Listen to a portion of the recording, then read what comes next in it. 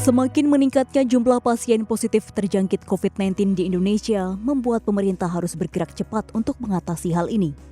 Sejumlah kebijakan pun telah diterapkan, diantaranya adalah social distancing, melarang kegiatan yang melibatkan banyak orang serta belajar dan bekerja dari rumah. Pemerintah juga telah menyiapkan sejumlah langkah serta menyiapkan sarana dan prasarana dalam upaya menekan penyebaran COVID-19 di Indonesia. Yang terbaru, Presiden Joko Widodo telah memerintahkan jajarannya untuk segera melakukan rapid test. Sebelumnya, sistem ini telah sukses dilakukan di Korea Selatan untuk mendeteksi orang yang berpotensi terjangkit wabah COVID-19. Kemudian yang kedua, segera lakukan rapid test, tes cepat dengan cakupan yang lebih besar, agar deteksi dini kemungkinan indikasi awal seorang terpapar COVID-19 bisa kita lakukan.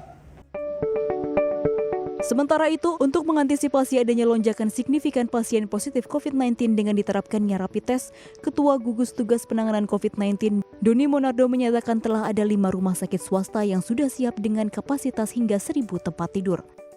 Tak hanya itu, Ketua BNPB ini juga mengatakan telah menyiapkan Wisma Atlet Kemayoran yang pernah digunakan pada Asian Games 2018 lalu sebagai fasilitas untuk merawat pasien positif COVID-19 dengan kapasitas sekitar 2.000 tempat tidur. Penanganan di Wisma Atlet ini juga akan dibantu oleh tim medis yang berasal dari 3 matra TNI.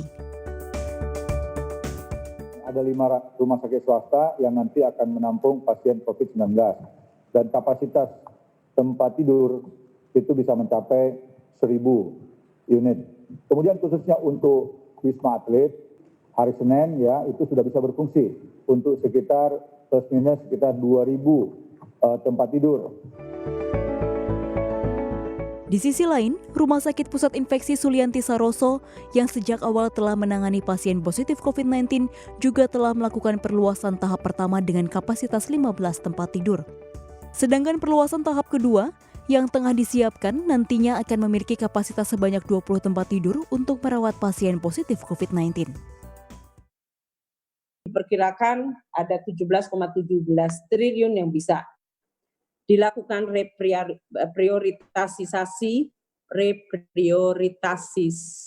reprioritas untuk penanganan COVID.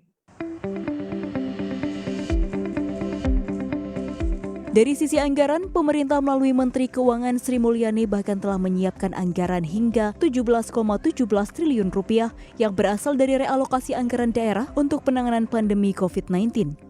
Dengan segala kesiapan tersebut, masyarakat seharusnya tidak perlu panik berlebihan dalam menghadapi pandemi COVID-19.